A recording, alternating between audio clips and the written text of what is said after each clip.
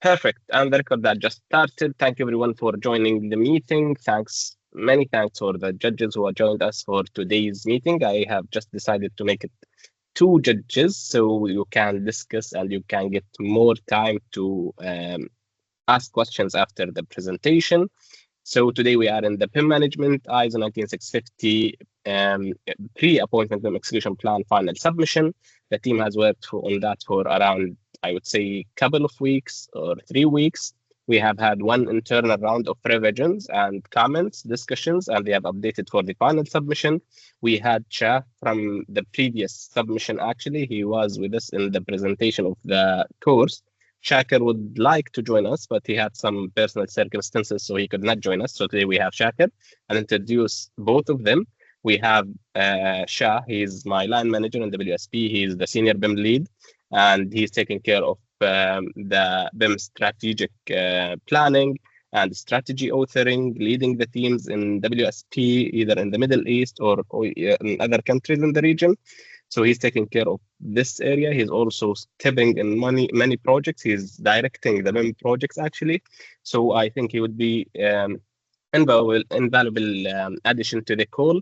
We'll definitely look for your comments and questions and answers after the call, Shaa. So please get prepared. Thank you for joining us.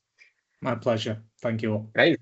And I have my teacher, Shaker Khalif. He's my teacher and my friend as well. I have been learning from Shaker since my second year in the university back in the days in Jordan.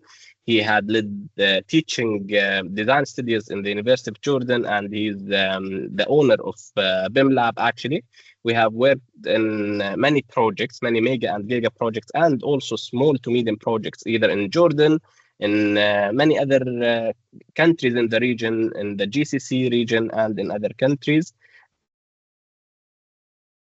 You have some joint ventures, Shaker, with some other companies, either in Egypt or in the region as well.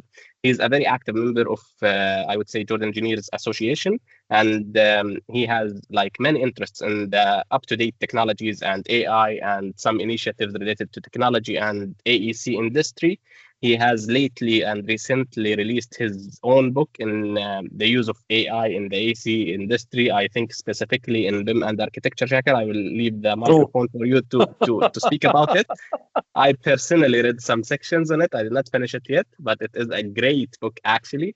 And welcome, Shaker. Thank you so much for joining us. It's my pleasure always to be with you and with the colleagues. Shaa, it's my pleasure to meet you. Of course, I'm sure it will be a very wonderful meeting. I will not call it a jury. It will be a discussion, a fruitful discussion. Great, interesting. So as we have Shaker for the first time with us, so guys, I will just mention the names very fast in less than 1 minute. Please mention your names, your profession, what you are doing in your real life, what projects you're doing, or maybe what companies and where you're sitting right now. So I'm going to start with the first on the list, Rahman. If you are ready, go ahead, please. Good evening first. This is Rahman Darwish, BIM coordinator at Al Arabi, architect. I have 7 years of experience, and that's it. Great. Thank you so much. Ashraf. You're on mute, Ashraf, if you can unmute yourself, please. Yeah, sorry. Good evening, everybody. My name is Ashraf Farah. I'm working with the consultancy services managed company. I'm working as a PMO consultant for one of the government entity in Saudi Arabia and Riyadh. Nice meeting you all. Great, thank you. Going with Ayman, if you are ready. Good evening, all. I'm Ayman Shamaj, working with the Rawaf Contracting based on infrastructure works. You're welcome. Diala Ayoub, please. Hello, everyone. This is Diala Ayoub. I'm an architect, senior architect right now, working in BIMTech consultancy. You're welcome. Thank you. Hani, please. Hello, everyone. My name is Hani Safadi. I am BIM manager at Mabani now. And I have 18 years experience with BIM or more, and 30 years over in AEC industry. Thank you so much. Tashtosh, please. Hello, my name is Mohammed Tashtosh. I'm a design manager in a Saudi-based company, and that's it. Thank you. And Sarah, please. Hello, everyone. I'm Sarah Lian, architect, BIM coordinator, and the senior architect in Siam Architects. Welcome. Many thanks. And I think we are good. I think Rana's facing some issues with her microphone, so feel free if you want to send something to the chat box, or if you have solved the microphone, you can open it.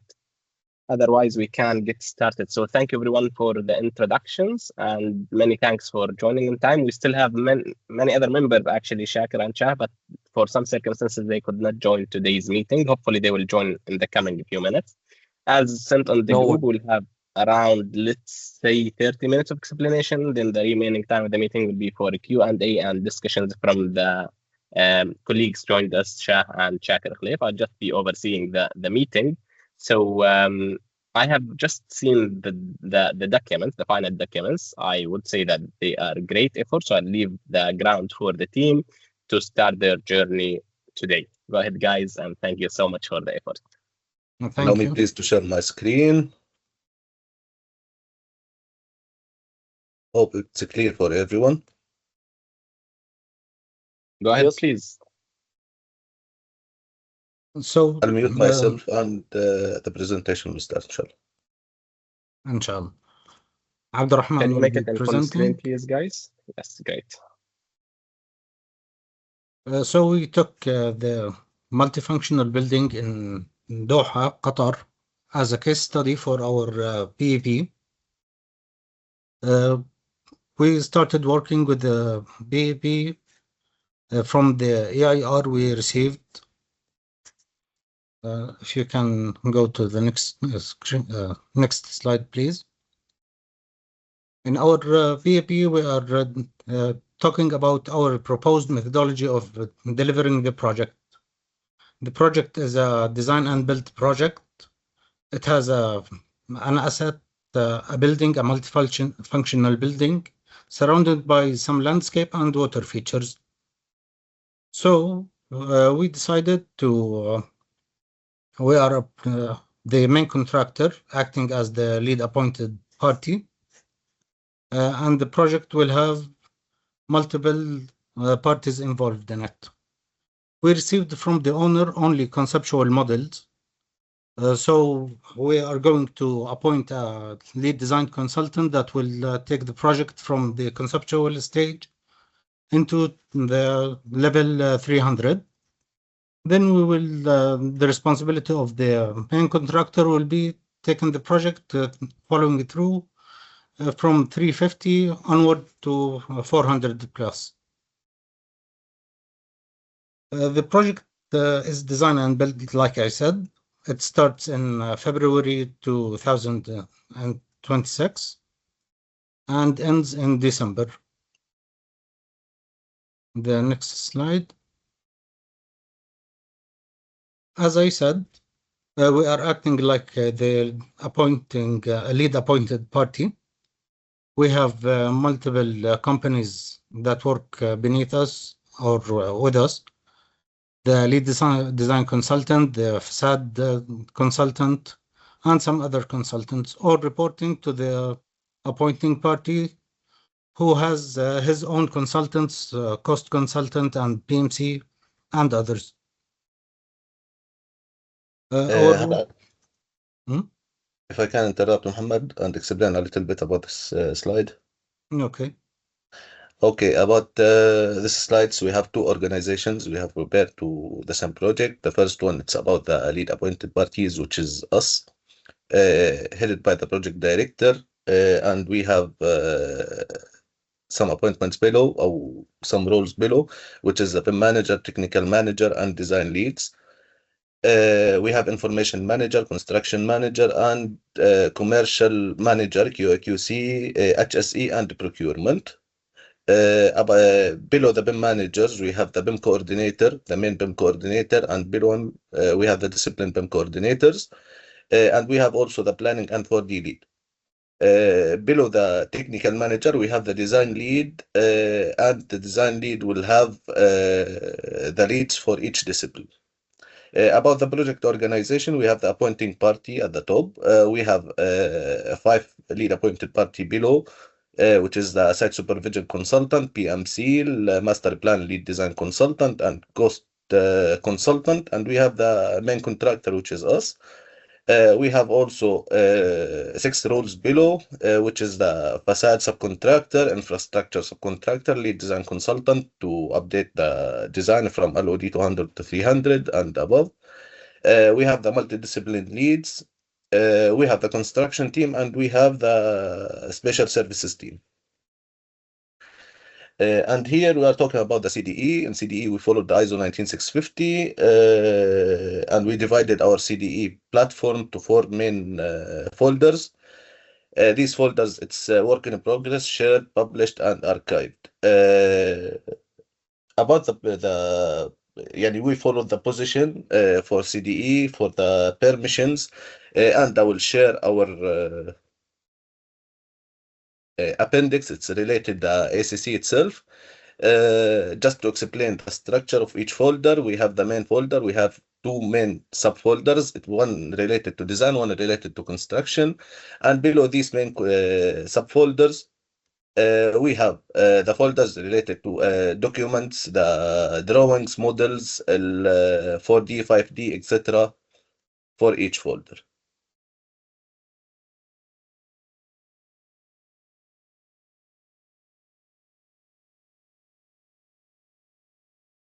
And according to this, we've reached the part information management strategy, where we have discussed the CDE right now and what kind of structure that we have talked about in the appendix. So basically, the model will be segregated into multiple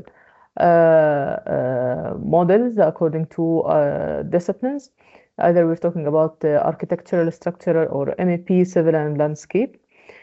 And basically, this federation will be categorized, let's say, according to the CDEs that have been explained right now, as the graph of the collaboration environment is showed right here in the right hand, where the work in progress will have the models per disciplines, where there will be works and collaboration and clash works, and resolve the clashes, of course, which will give it the process of review it, either to take it into the next level for the shared file or to the shared file, so it can be also coordinated with other subcontractors according to our segregation method, of course. And then it will have like the clash detection to be resolved accordingly, and then to be shifted to the publish area where the appointing party can review this work. And of course, this whole segregation of works or folder will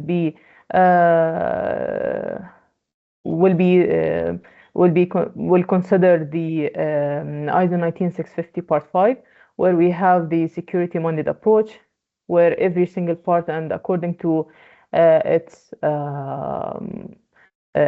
position or their positions, they will give the authority either to review or download files or to give approvals. Next, please. Yeah.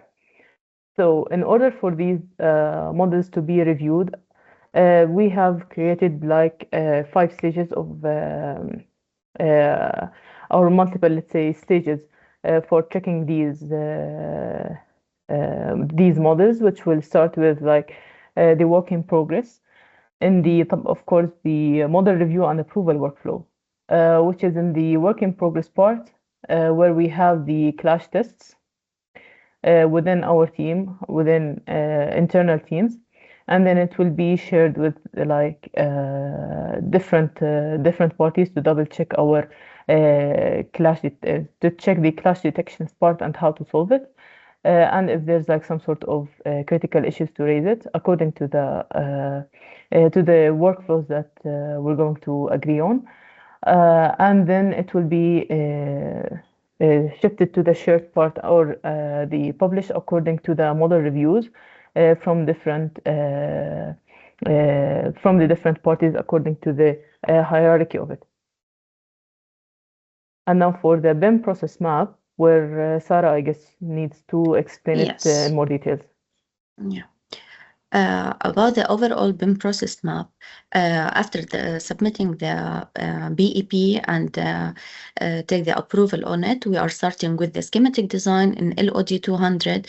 Of course, the BIM manager and BIM coordinator will, as a lead appointed party, will distribute the tasks to the delivery team. For each discipline, we'll have an coordinator for architecture, structural, electrical, and mechanical for the main disciplines, and landscape and the facade, the infrastructure. All the other disciplines also will be participated in this stage. Then all the senior engineers will coordinate and review the submissions, and then if it's all okay, it will transfer to the shared IFC stage. After that, the PMC and the PMC consultant or the client will review the documents, and starting with the shop drawing for the approval. We are starting with publishing IFC, review it again by the BIM manager and BIM coordinators for each discipline. If there are any RFIs or any questions maybe should be answered in this stage also, and then making the coordination and produce the clash-free models. After that, starting with the shop drawings production for each discipline, and receiving to the final stage. We have an appendix showing the process maps or the BIM process maps. Abdul Rahman, if you can please share it, just to go through it. There are 4 or 5 process maps that we are going to focus on. The BIM process map, it's describing from the start of the event to the final stage or the in the process. For each stage, from the schematic design to as-built and the handover stage, it's describing the let's say the process when each stage are moving from one stage to another. Do the gates, we have the schematic design, the design development, construction documentation, shop drawing, and as-built and handover stages. Each stage have the outputs of information exchange. And let's see the other maps, please. Those maps, Abdurrahman, please go down. Okay. We'll describe these maps in the post BEP. Just to clarify, we'll have, or we will we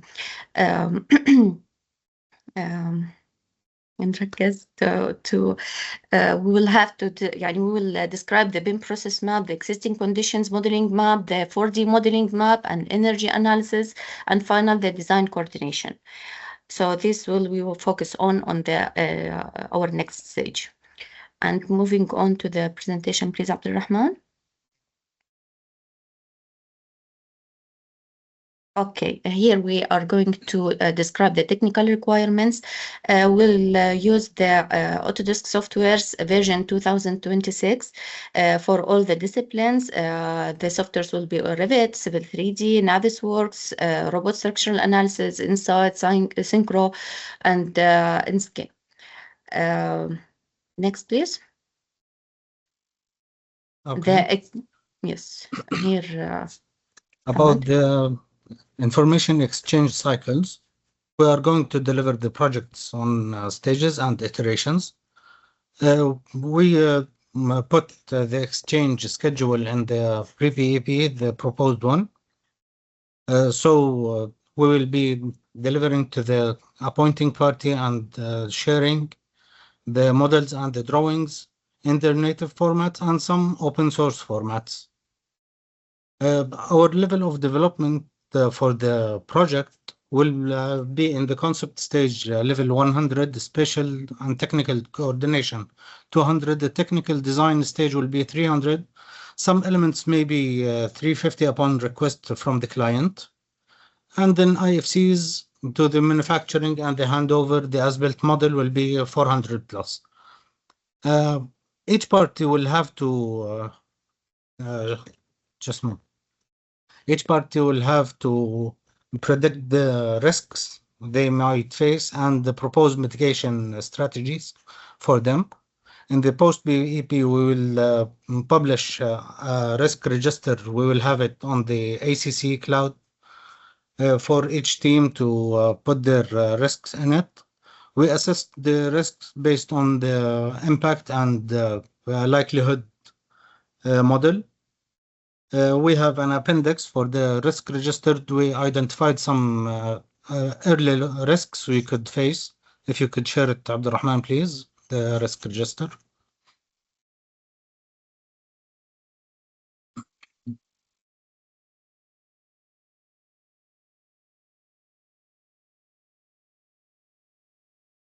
So for the purpose of the pre-BEP, we identified some risks that may affect us on the appointment level, like some missing requirements that were not clarified in the EIR.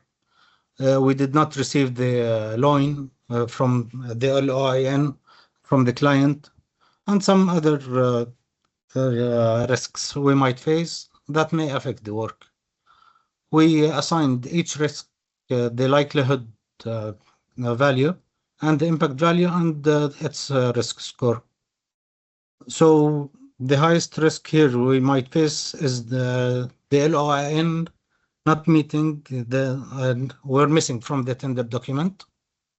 That will lead to some overproduction or below production of the information. Okay, so if we go back to the presentation.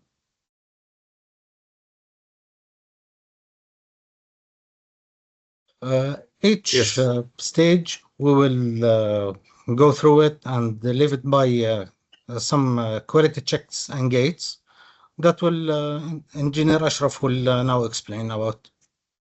Yeah, thank you, Engineer Muhammad. Maybe out of my experience in the project management office, I'm not deeply involved on the working of BIM management, but after this course, maybe it will be more familiar for me how to manage on the high level the project management, the BIM management process. In this project, as mentioned by our colleagues, we're gonna be the main contractor, the lead appointed parties. It's gonna be design and build contract. So we're gonna manage the designers as a lead designers and also many other maybe specialized designers. So we are trying to present here the importance of QA/QC management plan, which need to be implemented from the early stage of the project, taking in consideration the big number of parties which will be involved on the project life cycle, targeting to deliver the work with the best and high quality as per requirements of the standards and also as per requirements of the project itself. Maybe here just we are showing the high level layers of quality check. We are considering as a main rules of the BIM team. Model authors, display and BIM coordinators, BIM leaders, and BIM manager. And out of this, we're going to have the levels of QA/QC checks. At this stage, we are trying to present on our pre-BEP the high-level responsibility and rules for the team for each party. So maybe Abdurrahman, if you go to the Appendix G. In Appendix G, we are trying to put as a first table defining the responsibility table for each level of parties. Let's say the lead appointed party, we are considering the team to be minimum with BIM manager, BIM design manager, coordinator for buildings, infrastructure, and landscape as disciplines involved in our project. Model authors in our level as a lead appointed party, and also we're gonna have like 2 level 4 and interdependence QA/QC levels for information manager and the quality manager. If we go down to the table of designer, we're gonna find that the minimum BIM team should consist of lead design, consultant lead designer in BIM, as also BIM coordinator and disciplines level, and model authors of all disciplines also. And we're going to be requiring from designer also to have a QA/QC specialist in his team. Same also for all appointed parties on the subcontractor levels. They're going to be a BIM leader for each subcontractor, also BIM coordinator in each disciplines for their work or their scope. The model authors in their scope also will be in each disciplines. Also, we define here also in the tables the main responsibility and the reporting line, and also the level of QA/QC checks. Then we add another table also for a little bit high level process and the procedure in the QA/QC. We define in this table the main objective of each process and the high level requirements, which will be detailed actually in the post appointed party as a format of templates and checklist templates, which will be shared to just make sure that all parties will be following the same process and the procedure as a centralized QA/QC check. Also on the level of model, we in table number 3, if you go there, Abdurrahman, please. In table number 3 also we define the QA/QC check for each BIM model, and we define the expected output for each check process, which will be also provided as a template in the post appointed party. In the post appointed BEP. I think this is the part related to QA/QC, Abdurrahman. We'll come back here to the presentation. I will start explaining about the naming convention. We have followed in the naming convention some metadata. It's related to the project originator, function breakdown, special breakdown, form, discipline, and number. We have shared some examples about the naming convention in which to follow: international horticulture exhibition, lead appointed party as originator, multifunction building as the functional breakdown. The special function, it's related to the level, basement 1, basement 2, level 0, etc. And the form, it's about the type of the document that we have submitting, a drawing, diagram, model, material submittal, etc. And for each document, we'll have like a form. For discipline, architecture, structure, civil, ID, etc. And the number of document at the end.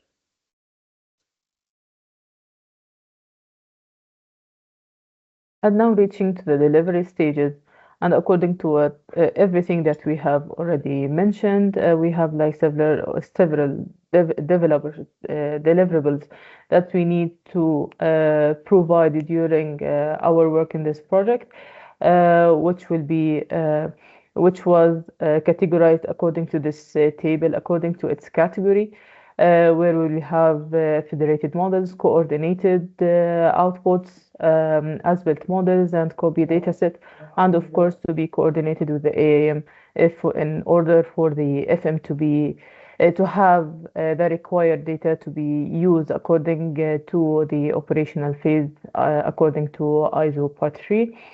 And in order to make these deliverables controlled, let's say, we have divided 5 stages, which is production, coordination, assurance, submission, and handover.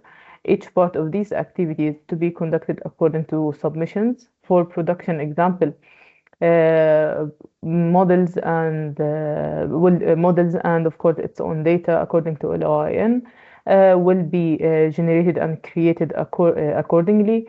For the coordination part, we will resolve clashes and interfaces, of course.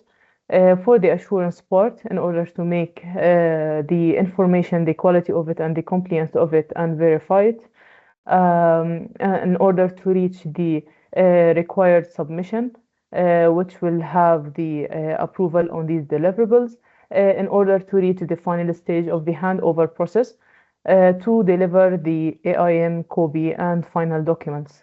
And all these strategies and procedures that we are working on, it's already complied with all my colleagues have said before, and of course with our QA/QC lists, which will be also provided in the post BEP. So for now, that's all. Thank you everyone for hearing us. If you have any kind of questions, please proceed. Great, guys. You have done a great job. Actually, thank you so much for the great presentation. I cannot be more proud, actually. But I just need you guys to bring screen the package content, what you have already, like what files have you developed, actually. Just to make it clear for everyone, this is actually I would say this is the BEP and appendices. Which appendices you have? That's what I'm asking about. So the team has already submitted a PEP body, BIM execution plan document, in addition to the annex file, which includes the appendices. If you can open the appendices folder, please. So this is the content actually of the package. So for the jurors, I'll leave the ground for you guys. I'll start with Shakir, because I think Shakir is having something that will force him to leave. So I'll start with Shakir with some, I would say, questions and discussion points. Feel free, Shakir, if you would like the team to open any of the files, they are ready to open. And if you have any questions and comments, please go ahead. Well, first of all, thank you for the group. It's a very powerful presentation. I enjoy it.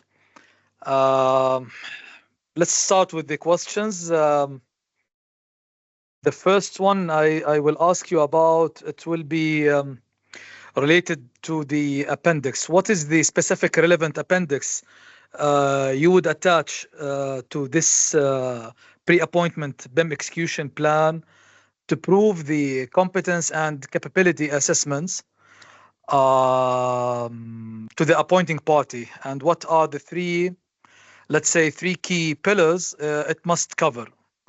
This is my first question. Shall we go through the questions one by one, or you want to? Yes, it will be 2 questions for now, and after Shah, maybe I will ask you more questions. Perfect. The other question, it will be about the MIDP. You mentioned creating a master information delivery plan. Would you include a full MIDP in your pre-appointment BIM execution plan? Why and why not? Thank you. Can I answer the second one? Sure. Let's start one by one, guys. Let's start with the competency assessment, because I think you already have the appendix. Feel free to answer. About the competency assessment, we received a template from the appointing party, which is Appendix G, in which we covered the BIM uses, the technical aspects, the competency, and the capabilities of our team. Okay. So we filled the form, talked about what our company provides and how the technical aspects of our company work, how the BIM uses, how we do the things, and about our compliance to ISO and the standards that govern the process of BIM in our companies. Okay. So hopefully that covered the first question. Okay. About the second question, in the pre-appointment phase, we are only giving the template for the MIDP and TIDPs because some teams are not yet on board, and we are only like selling ourselves to the client for now.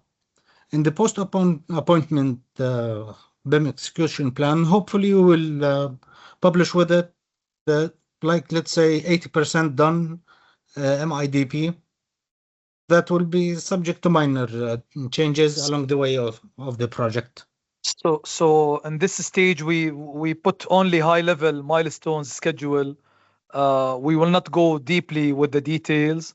Exactly. And that's because I think the TIDP, it's not on this stage. We don't have task teams now, so there's no TIDP. That's why. Great. Thank you. You are most welcome. Thank you, Shaker. Thank you for the team. I think, Ayman, you want to add something before we go with Shah's question? I agree with what Mr. Muhammad Tostoush said.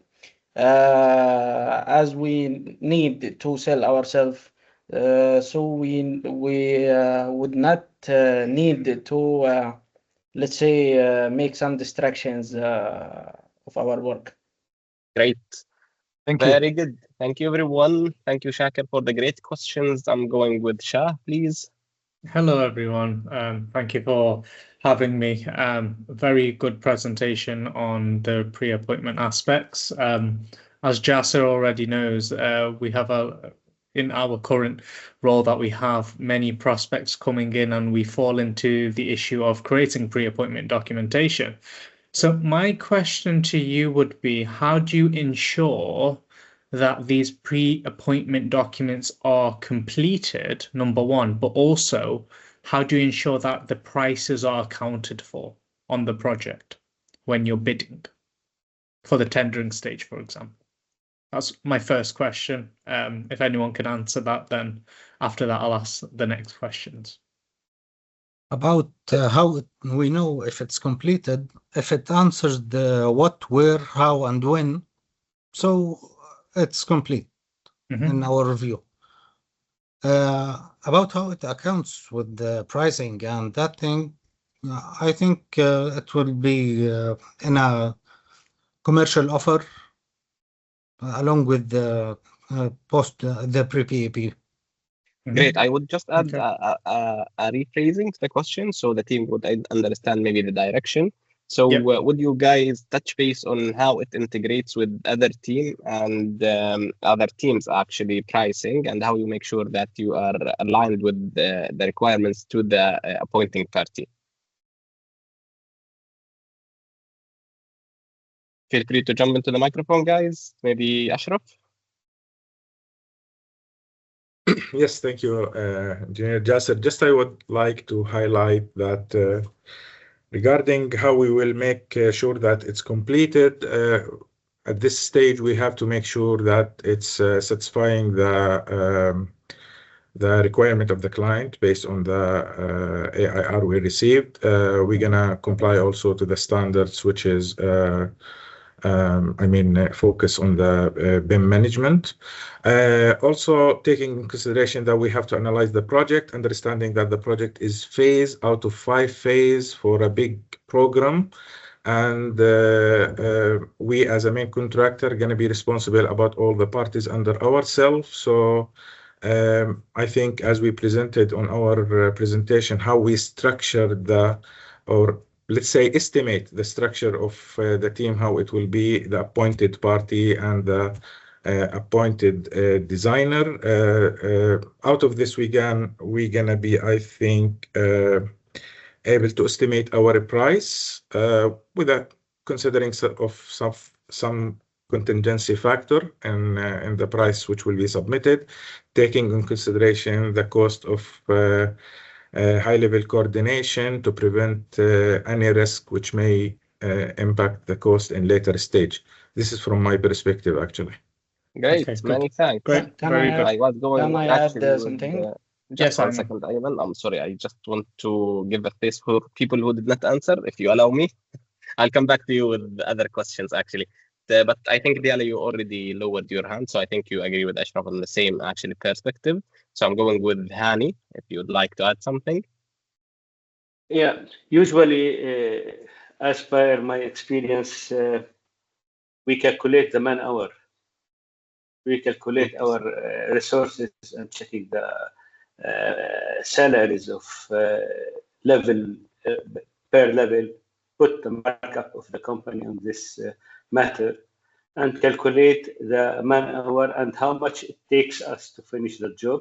And this is the most important part. Of course, there's, as our colleagues here, they mentioned, there's a factor of risk, so you can put it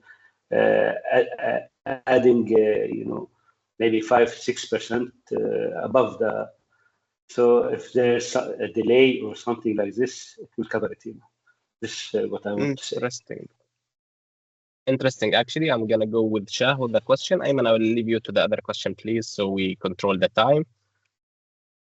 Sorry, who's the Shah, my next question? If they answered your question, or if you want to discuss, or another question. Yes, I think you did generally answer the question in terms of ensuring that the pre-appointment document is created. I think that in practical terms, what I've noticed in industry that happens quite often is that we work in a siloed approach where, based on experiences as well, everyone, is that we have this specific BIM team that does all these documents, and it's not really tied into the overall project delivery, I feel. And it becomes a massive risk on projects because, of course, we all know the EIR document and the AIR document is explaining to us exactly how they want the information to be delivered, right? So in general, from my experience, the way that we maneuver it is that we create the pre-appointment as a joint venture with everyone in terms of the work winning team, whoever's involved, the project managers, any of the project directors, any of the specific disciplines that need to be involved. We need to get them involved early on. And that's the best way that we can ensure that our pre-appointment documents are going to be beneficial to the project and not just thrown into the BIM side, for example. So you still answer the question really well. And in terms of the pricing strategy, it's spot on in terms of you need to understand what deliverables are going to be achieved, how much time and effort is needed, if you require full-time equivalents, for example, what the, as we call it, I'll simplify it, selling prices against the business's needs, what the contingencies are on the projects. And that's how you can formulate the overall project fees, depending on the size of the project and the amount of manpower or genuinely people power that you'll need on the project. So you've answered that very well. Thank you. The next question that I had was in terms of the actual pre-appointment BIM execution plan. So you mentioned, I think I got this right, that you are acting as the lead appointed party, right? So you're responding directly back at the client. Yes. So do you have any subs underneath you, meaning sub-consultants? Sure. Yes, great. We have the steel subcontractor, maybe the shop drawing subcontractor. We have many. Okay, great. So it's important, and I didn't see this, correct me if I'm wrong, but when you do the capability and the capacity assessment, it's also apparent that you need to do it for your sub-consultants, i.e. you send them the information as well. Quite often what happens is on prospects, as I call them, when we receive RFPs, we are directly responding back to the client's needs, okay? And we act as a lead appointing party, we create the pre-appointment BIM execution plan, but then when it comes to appointment, we create what? A BIM execution plan, right? But there's a missing link here, okay? And the I missing think- link. Yes, go on. I'm sorry. I don't know I if you're think at this stage we will not share it. Okay. But once we hire them or we put them on the line and the project, sure we'll share their pre-qualification and it will be inside it. Yeah. Just let me Okay, please add great. something, guys. Here, this is actually the statement that definitely they will do, but definitely because they acted all together as one lead Yeah, one appointed entity. party, they don't Yeah, have the appointed parties, so they could not like they don't have those parties yet. But I will Yeah, yeah, definitely, if you allow me to give Diana a bit of time to explain her point of view as well, because she did not, I would say, participate. So go ahead, Diana, please. Thank you. Just in addition to what you have just said, Jaser and Abid, for this part, if we have talked about the model segregation that we have mentioned earlier, and of course there's some sort of a specialty that we need also someone that is specialized, let's say, from the facade as one of the drawings that talked about the specific fixation of the facade itself and the green walls and so on. So basically, when I have a subcontractor that needs to be involved in this project into a specific category, this can be more explained in the post BEP, where we can finalize the total hierarchy and what kind of subcontractors that I need to fulfill my deliverables, all my tasks accordingly. So this is why in this stage, it won't be like this much of, let's say, obvious or clear in which direction that we are going and which specialty that we need. Since this is the pre-appointment, we didn't take the full appointment or the assignment itself to be more involved in this process itself. So yeah. No, good answer. Good answer. That is relevant. Pashtosh, And do you that's a want to good add point. anything? Yes, only a minor addition. Our pre-BEP also mentions that on every appointment we are going to give them their own capability and capacity assessment that will highlight their gaps, and then they are obligated to cover these gaps with their trainings, or they need to mitigate it some other way. Okay. So I think it's this is already also aligned mentioned, with but the at this ISO. stage we don't have any appointed parties. Yeah. Great. And this is actually aligned with ISO with the appointment level, either capability and capacity assessment and distribution of appointment documents, which is definitely, I would say, correct answer. Ashraf, the last addition to this question. So we go back to questions again. Just quickly, yes, Engineer Jassel, regarding the question of the appointed parties, as I mentioned, we're gonna have in our pre-appointed PEP like estimated structure for the parties which will be involved with us.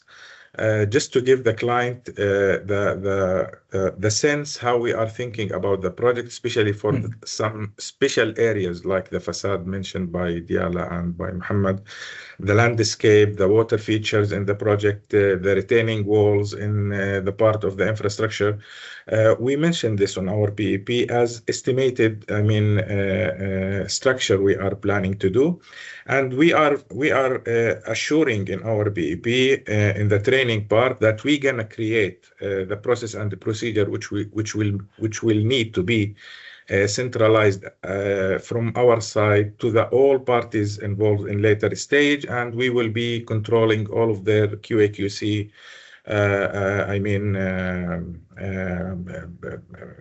To be implemented, and we're gonna make the training also for them, as mentioned by Engineer Muhammad, in later stage, just to make sure that we are compliant with all standards and requirements. Interesting. Thank you, guys. If you allow me, Shah, I'll go with one more question from Shakir and then one more question from your side, and then we can wrap up. So, Shakir, if you have any more, more question. Yes. Actually, I will ask you about something about the workflow of CDE. Where, if you can tell me where exactly in the CDE workflow you must prove that the task team check take place, and if there is any specific document you will present in the pre-appointment BIM execution plan to visualize this. Tashtosh, go ahead, please. But before that, I just want to add something to that. This is a very good question, actually, Shaa. I think the team is planning to go for an ACC training, so they did not include specific screenshots from the ACC platform as their CDE, but they can explain the workflow. Go ahead, please, Tashtosh. Our pre-BEP has a diagram that shows this process, the model review and approval workflow.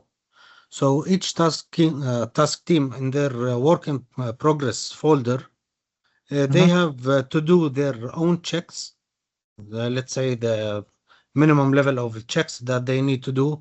They need to make the clash detection checks. All these checks go through, their work goes through them before sharing to the shared state. When you will check, when this check will be? Before what? Depending on the check. Like if we say the visual check or the standards check, they are always continuous because the model is right in your face as you are working. Sure. Some other checks, they will take place on the, let's say, the approval gates of the stage before moving from the work in progress to the shared. Some other checks will take place while coordinating. This is what I'm looking for. It's before the transition from the work in progress to the shared states. What about the document you mentioned? What you called it? The QAQC document has those checks and their timing. And also, please, if you mentioned the CDE document that you have submitted already. Yes. Yeah. You have it already, Tashtosh, if you show it on the screen, Sure. please. Sure. The CDE document. Yes. I'm the structure of the CDE that we showed. If I'm not wrong, JASER, we called it workflow diagram for this issue. Yes, but this is actually, I have asked the team to remove it from the documents because they will be providing that on the post-appointment after having the, I would say, approved model segregation and the task team. So I have asked them to remove them from the documents. We have shared it also on BIM process map as I shared on my screen. It's almost also talking about the QAQC, and here when we receive the ROD 200, it will be received from BIM manager to BIM coordinator, who will share it to the discipline coordinators and seniors. Here it will be the first stage of QAQC, which is the class detection and the issues in the models or in the design itself. We will get it back, and once we receive here, once we prepare our reports, something, etc., we'll get it back to BIM coordinator to pass it through the same coordination method, yani, about the coordinators and the seniors. Once we get it finished and clash free, or let's say clash zero as per the agreed tolerance, we will share it with the client here. Once we share it with the client, we will receive the approvals. If it's sufficient, everything is okay. It will be shared as an IFC, published IFC, and we will follow the same procedure that we have followed at the beginning in design stage. Thank you. Interesting. Thank you, Shakir, for the great question. I'm going back to Shaa for one more question, please. My last question would be, can I revisit the mobilization plan, please? Did you have a mobilization plan on this one? Yes, we do. Great. Abdurrahman, if you could share the main body of the BEP.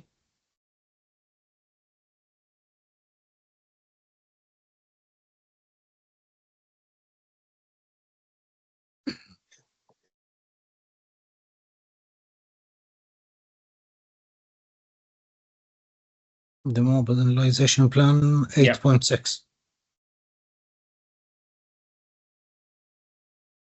Here. I think yes, 8.6.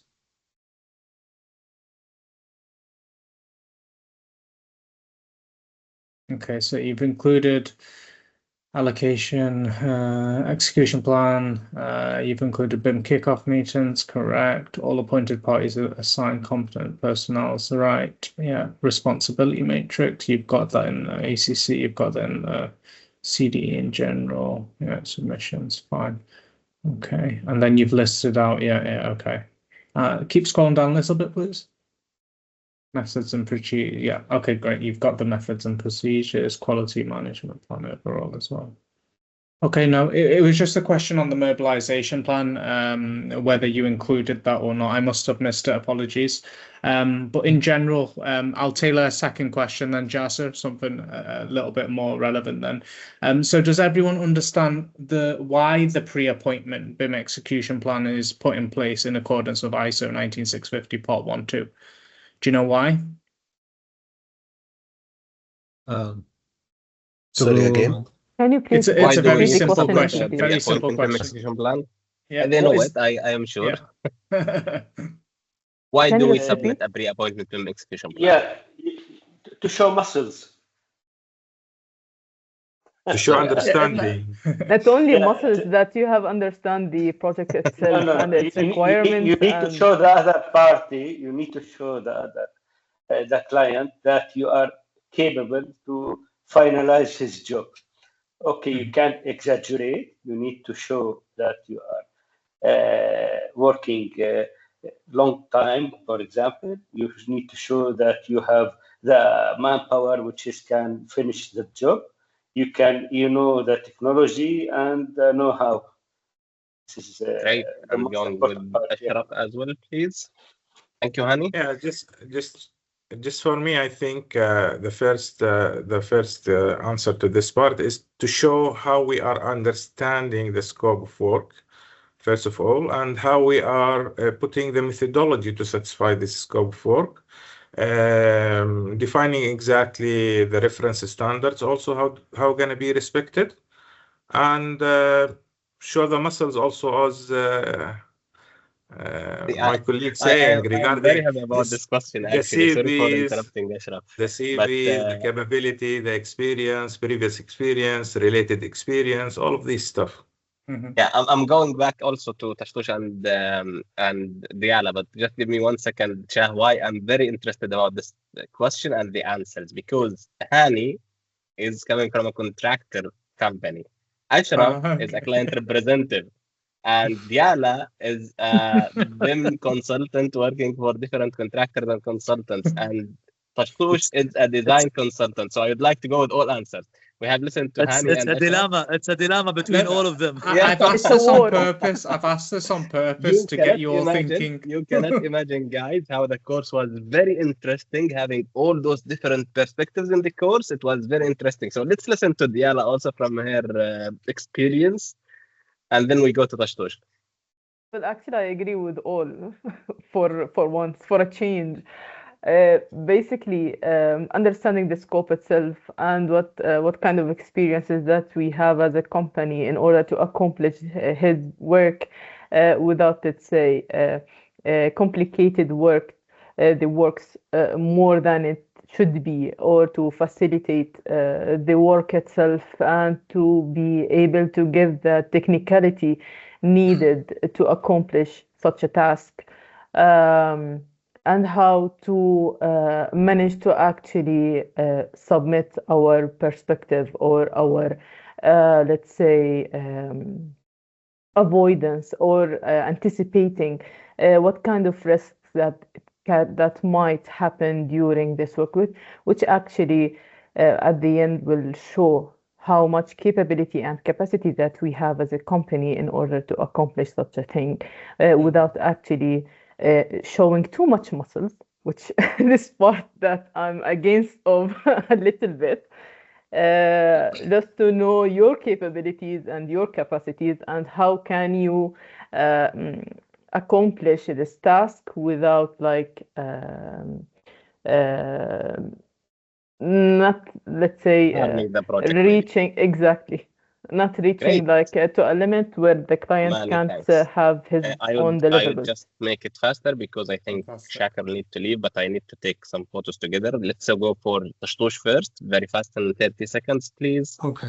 In a nutshell, it tells us that the proposed methodology of the prospective party, the prospective lead appointed party, of doing the project.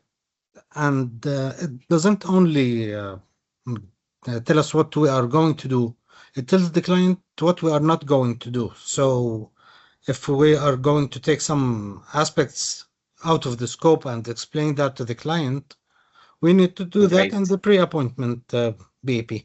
Interesting. So guys, a big smile on the screen. I'm coming to you, Darwish, but I'll need to take that screenshot. A big smile, please.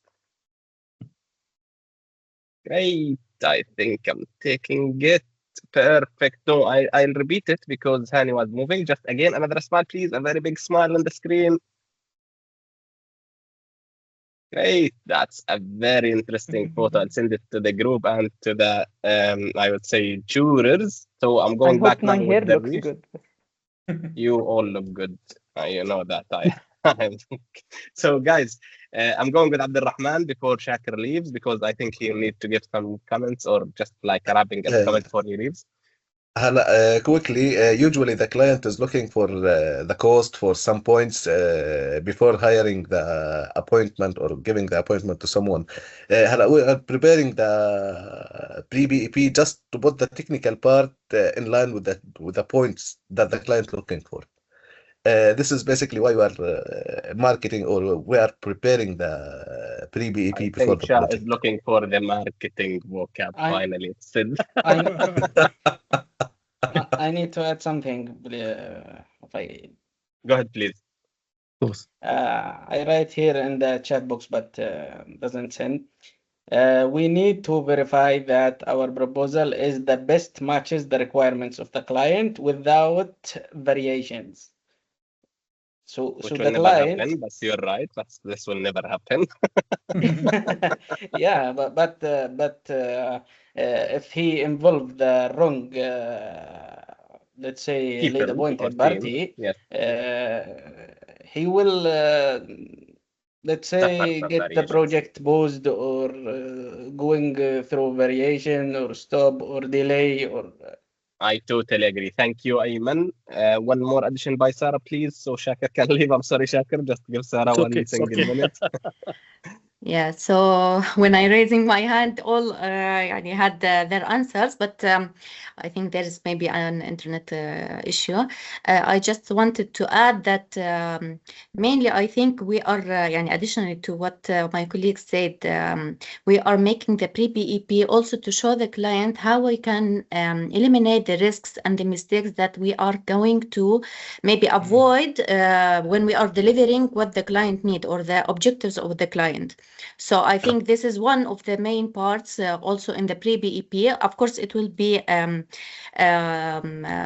maybe will be established more detailed in the post-BEP and the whole BEP document, but mainly in the pre-BEP, this is maybe one of the main things that the client should يعني focus on. Interesting. Thank you, Sarah. Can I conclude, JASER? Can I conclude it? The question? Ahead, so the pre-appointment in short is we're showing our capability, right? But the whole point of the pre-appointment is to ensure that we get the appointment. Because without that pre-appointment, we can't even think about we will do this in post-appointment, we'll do this in post-appointment. The pre-appointment is pretty much our only shot that we have to show the client that this is what you want, this is what we can deliver with our exclusions. Do you accept? If you accept, fantastic, we're appointed. If you don't accept, we're on to the next. And this is how business works, everyone. And that's the whole point of the pre-appointment. It is to sell ourselves. Great. Yeah, great. Thank you. I'm going to Shakir, then Shah, please. I'm going to ask you one more question. Hopefully I will remember. Shah, go ahead. Shakir, sorry, go ahead, please. JASER, and I think I have to thank you for your efforts. It's clearly there in the presentation. I know you before a long time, and I can see how they are lucky, these people, with your instructions and the guidance you gave them till they give us this very powerful presentation and useful. For you guys, thank you for your hard work. For me, it was my pleasure just to meet you all and to listen and to learn from you all from this presentation. Thank you. Thank you very much. Thank you, Shakir. Thank you, Thank you. If you Thank can you. stay Thank for you so one more much. minute, I'll ask you a question you. if you can. If you cannot, it's fine. But thank you so much for your kind words. I'm already late for my next can leave. You can leave. appointment. So please, Go ahead. I will be happy to see you again. Maybe next time, inshallah. Thank Shah, you. it's my pleasure also to meet you, and My pleasure maybe as well. we'll meet in Yes, Amman. definitely. One day. Let's just give you just more. Come with him to Amman. Just Sure. I'm Let's do inviting it. you, Let's Shah. plan to it. enjoy sometimes. Thank you, Thank you, Shakir. guys. Thank you so much. Pleasure, Shakir. Feel free to leave, Pleasure. Shakir. Thank you Thank so you. much. Bye bye. Thank you. So, Shah, if you want to say anything before I ask my question, my question is No, to you it's- only.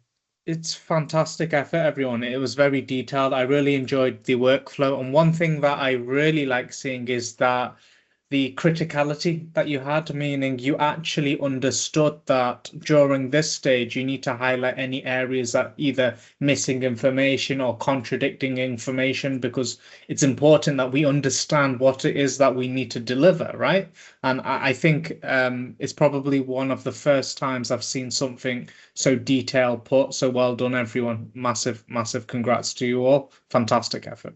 Great. Thank you, Shah. Actually, we will have another stage that's coming soon. Is the post appointment. I think you will be interested to join us. So I'm giving a full life cycle of the story. So definitely I'll invite you if you will have the time. We'll be happy. But I have two questions actually for you.